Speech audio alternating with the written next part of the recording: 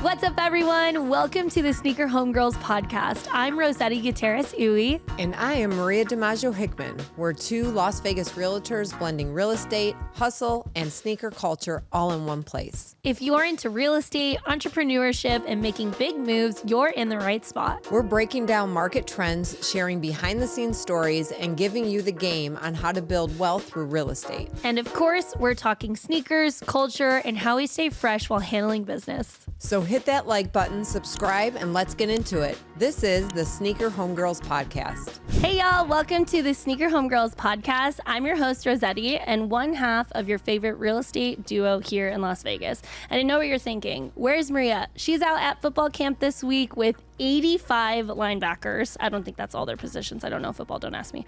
But they're out at a camp in Idaho. So today we have a special guest, Azim Jessa.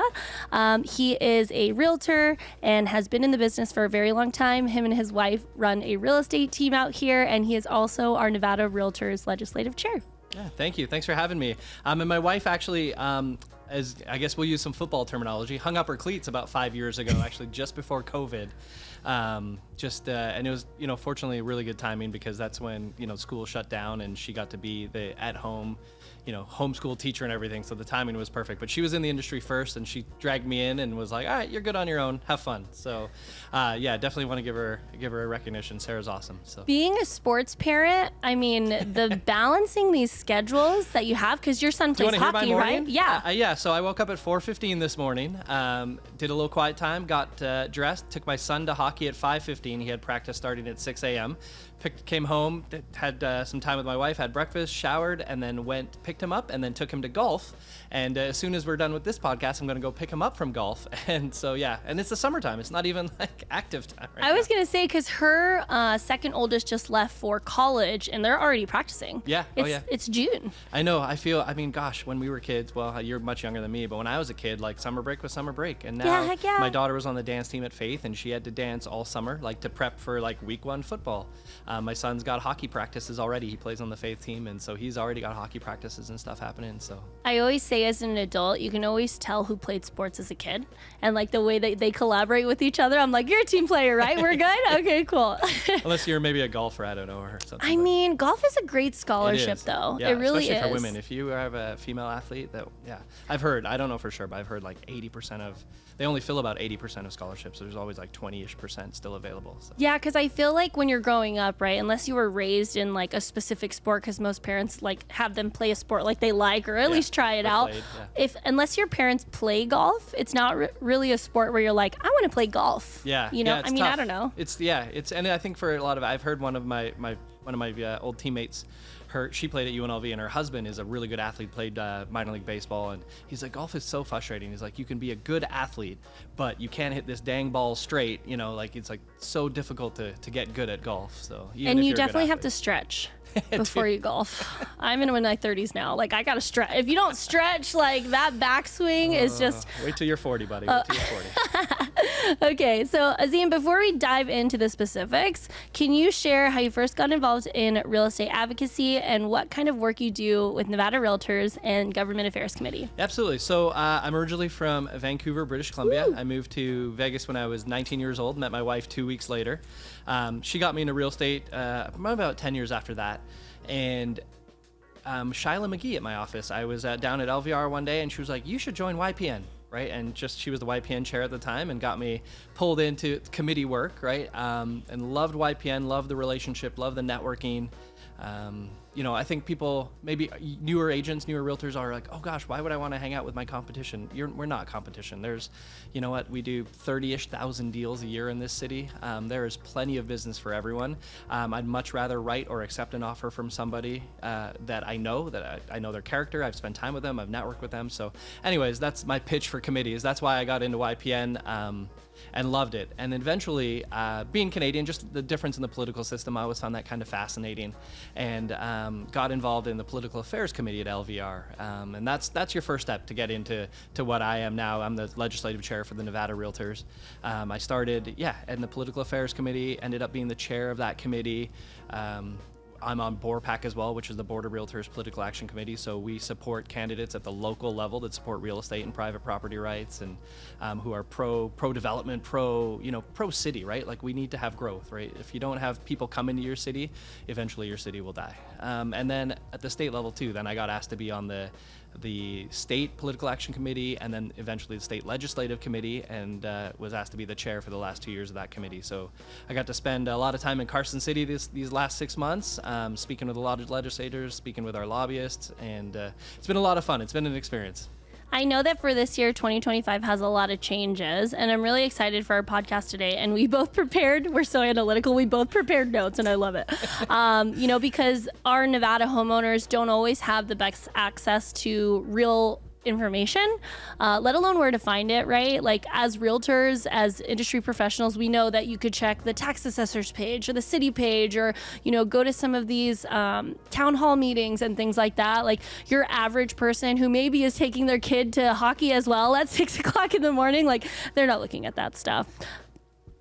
So one thing I wanted to get into is to talk about just a little bit of land and what the discussion was in the legislative rooms about why the government owns 80% of Nevada's lands. Yeah, so the federal government, I think the number's 84. I've heard it swing higher. 80 to 85, so I'm going to go with 84 just because I heard that number like 3 times last week. And understandably, right, we have a lot, the test site and, Area 51 and all those places. Like, that's all certainly, needs to be restricted, right? We shouldn't be building houses next to an Air Force base, right? Especially where we're testing possibly secret, airplanes and stuff, right? Aliens. Yeah, aliens. Okay. Well, I didn't want to say it, but I said it for you. But so the state legislature, they did do, I believe it's AJR 10 was a bill that went to the federal government, or it was essentially a joint resolution about releasing more federal land. But more importantly, we passed AB 540, and that's the governor's housing infrastructure bill, if you will want to call it that.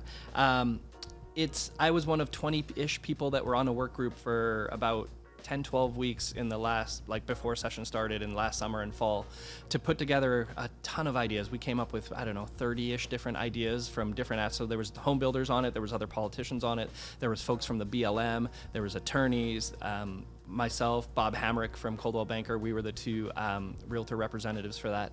And we came up with a whole bunch of ideas, and then the governor pared them down and introduced them in AB 540. So, and that bill, and I quoted this, I wish I knew who said this, but it was like the perfect example of it. It's a supply side solution to a supply side problem, right? We believe housing prices are high. We believe rent is high because we have a lack of supply, right? There's more demand, right? We've had 90-ish thousand people move here in the last 4 years or so.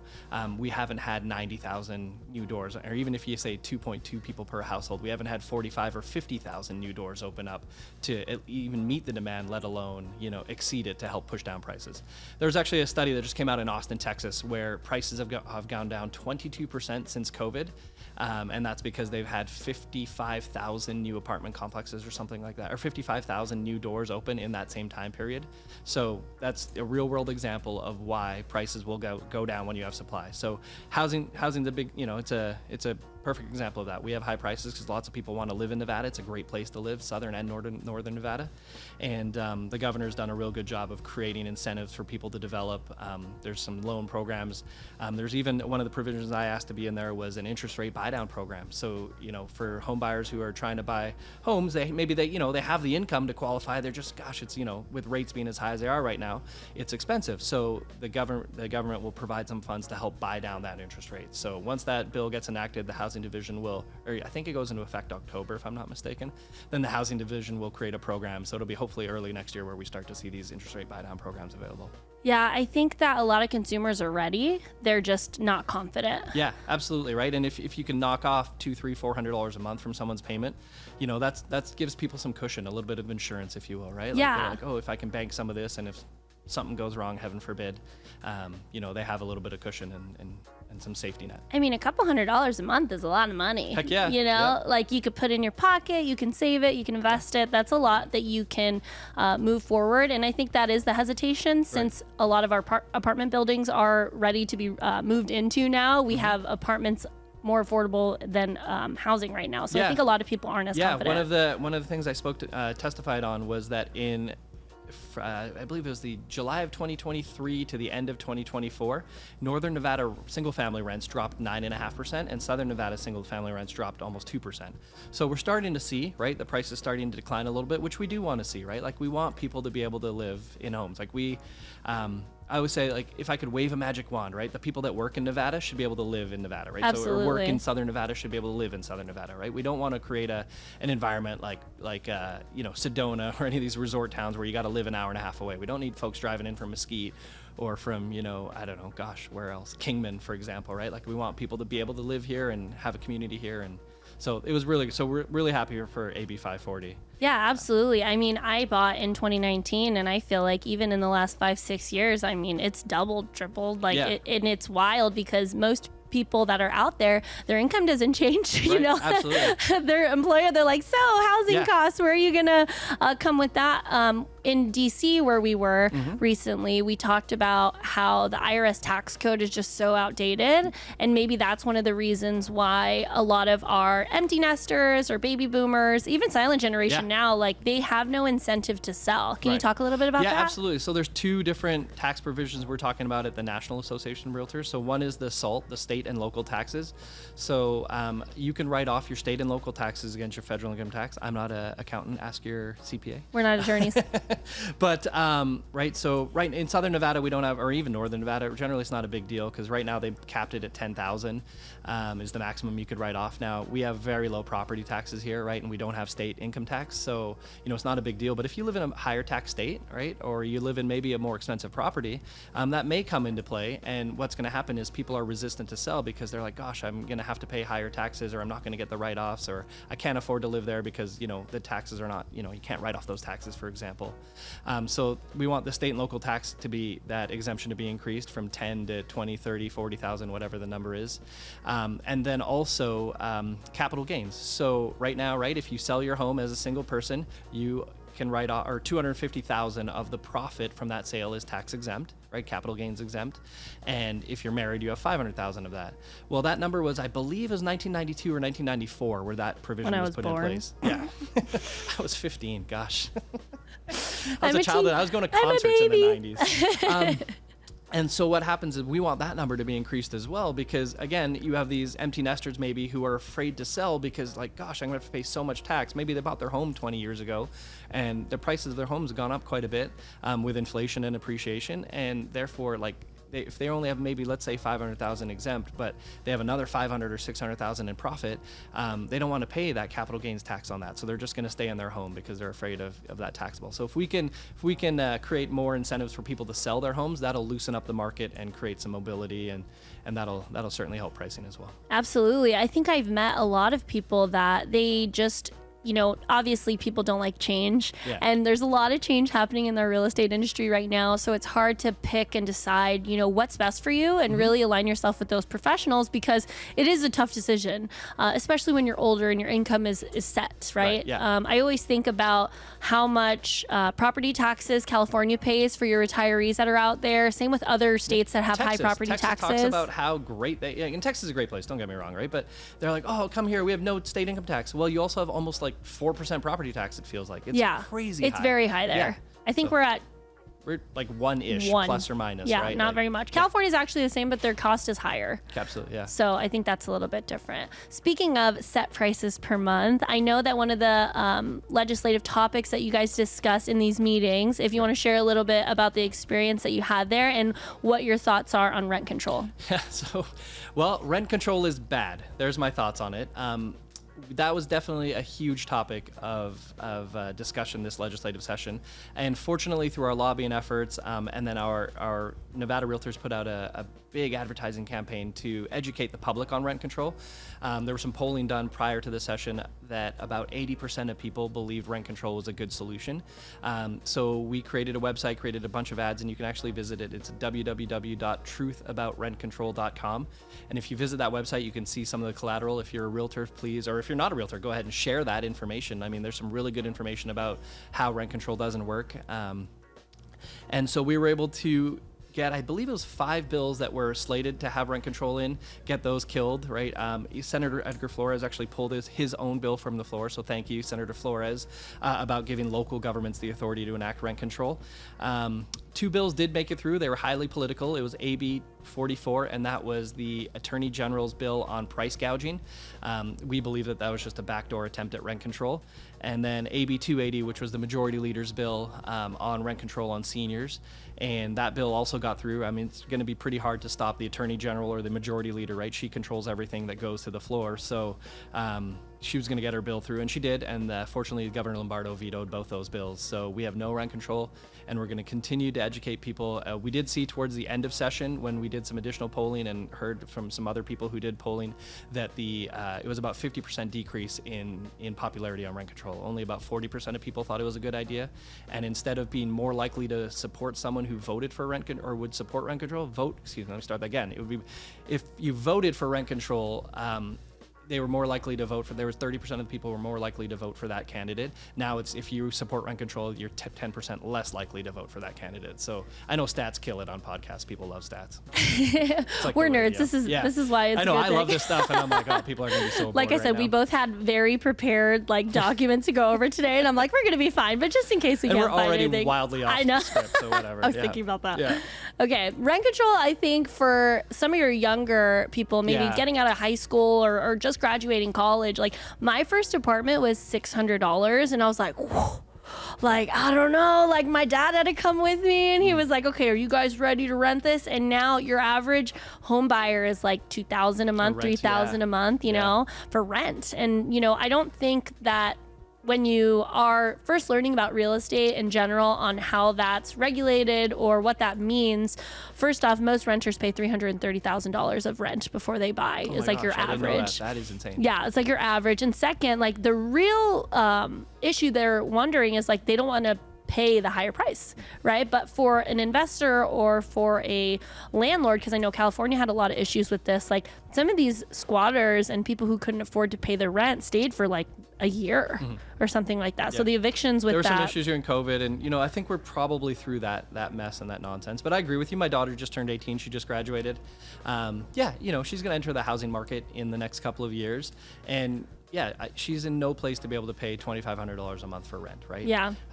So we need to find a way to increase that supply and bring those rental markets down, bring those rental prices down. He's a girl, Dad. Pray for him. Okay, another thing I wanted to talk about is zoning and water regulation. Sure. There's this big myth, like Nevada's running out of water. Like, why would you move to Nevada? And, we know this as real estate professionals, like we have enough water.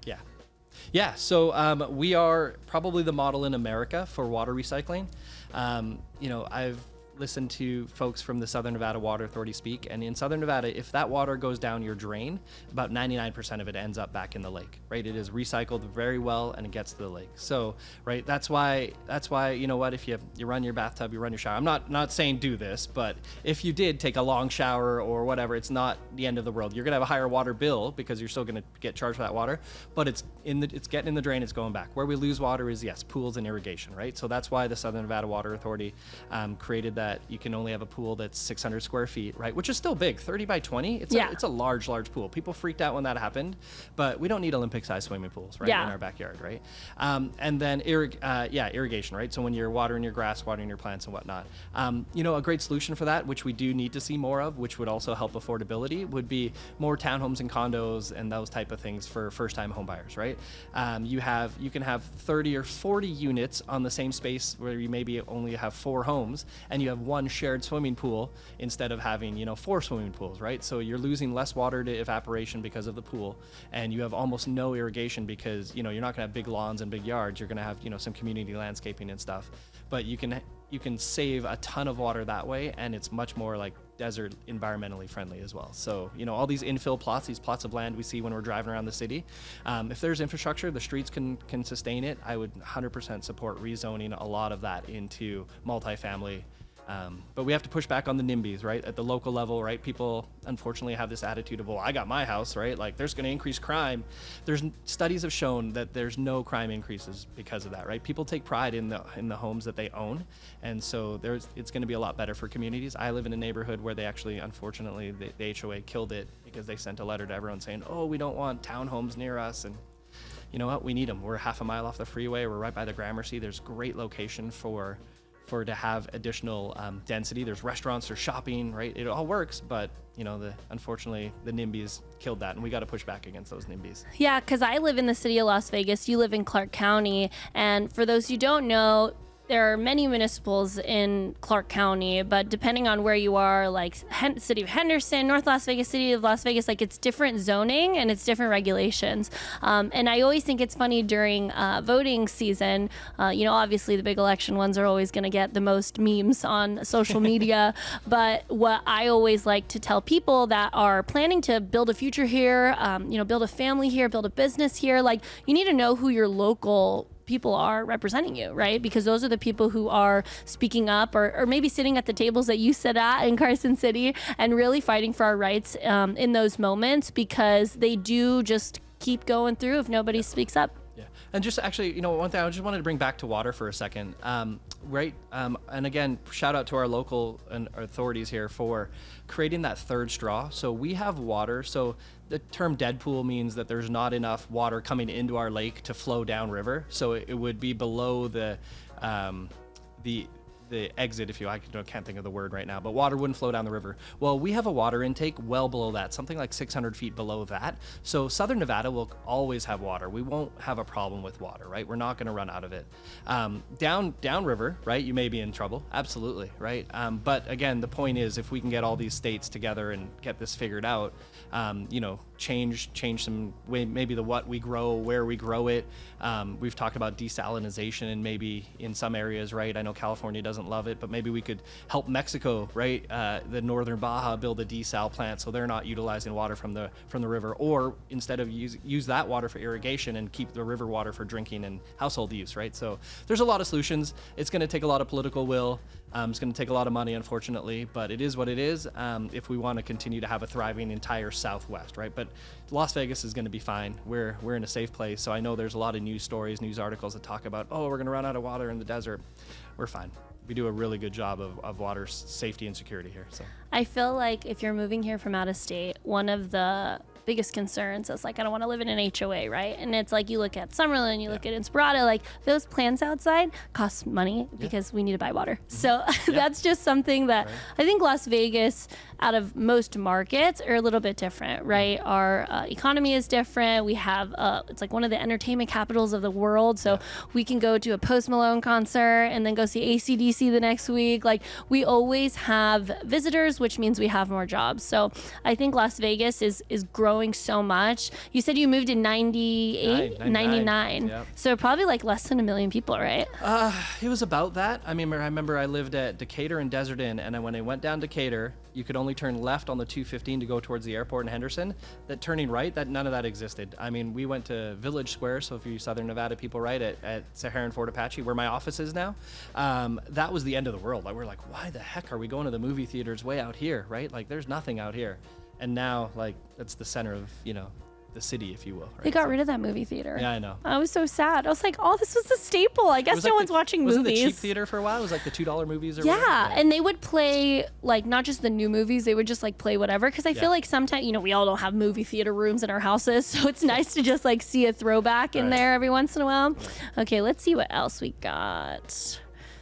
I love this conversation because I think that Maria and I always say an educated buyer in this market is a strong buyer. So people who, are thinking about buying or selling, it's hard to align yourself with someone who's really going to help you. And I love, the people that we're around with Nevada Realtors and even YPN. It's like, we're all serving the community. Yeah. There's plenty of business to go around. Absolutely. And the more that you can learn about things like legislative and, what is happening with the real estate market can help you make a good decision. Yeah. Do you want to touch on some of the investor stuff? Yeah, let's go into it. All right. So now I said that, I'm like, well, what can we talk about? So, okay, well, I'll tell you what. One of the things that we actually support is, so I know there were some legislators that tried to change the summary eviction process, right? They say we're the only state in the country that has this sort of quick process. It's just an expedited eviction process, right? States that have judicial, so for people who don't know, we have the ability to essentially, someone can post, the landlord, the owner, property manager can post a note on the door saying, hey, you have 7 days to pay or quit or leave, right? And then the tenant, if they want to dispute that, they have to go file that in court. Otherwise, after 7 days and 7 business days and a few other, I'm oversimplifying it, but essentially the constable will come and lock that person out. What some people want is to have a judicial process where you have to file every eviction in court. Our argument against that is, like I just talked about my daughter, right, who's entering the housing market, right? There's some people who have gone through some hard times and whatnot. Maybe their credit isn't the greatest. Maybe they don't have. If you have the ability to get a non-paying or a tenant that's just breaking the terms of the lease out of the home quickly, and then you're able to get that home back on the market quickly, you're more likely to take one of those tenants on the margins, right? It's better for nobody. First of all, nobody wants to do an eviction, right? They cost money, right? You have to possibly clean up, repair the house, do all sorts of stuff. Like it takes time, it takes expense to evict someone. We'd rather have a paying tenant.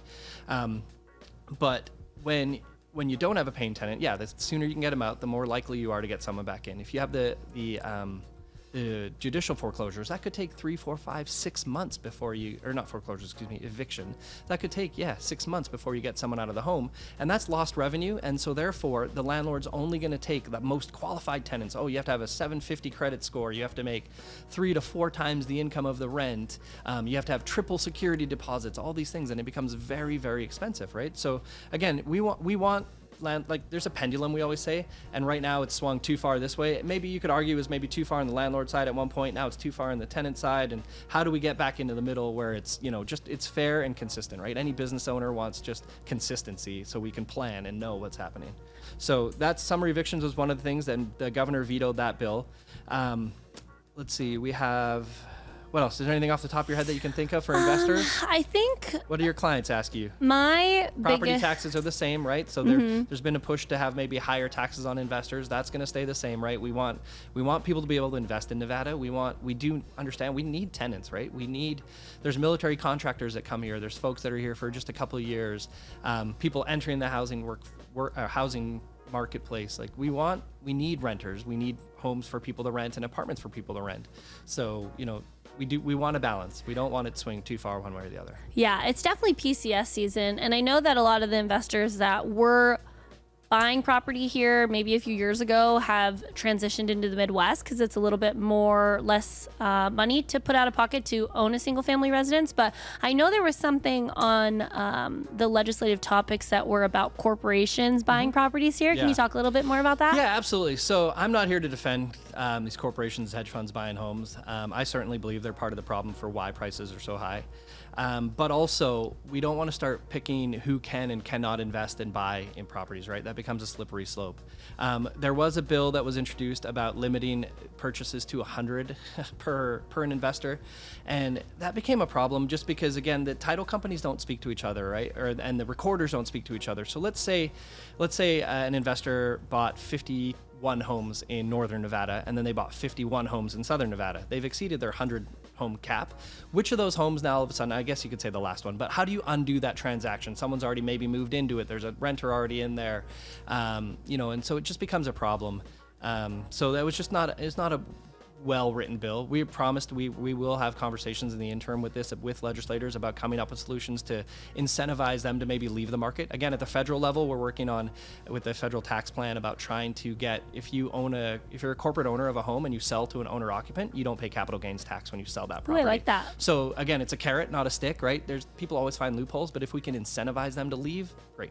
Yeah, because I know in 2021 and 22, I mean, we were getting bid out cash buyers like no man's business. Yeah. It was wild. And even, I think last year there was a couple corporations that bought 200 or 300 homes at a time. Yeah. And they just buy cash day up, you know? And a lot of that is like corporate seller to corporate buyer transfer, right? It's not available to the open market. I know there was an article in the RJ about these 310 homes were not available, right? They went through.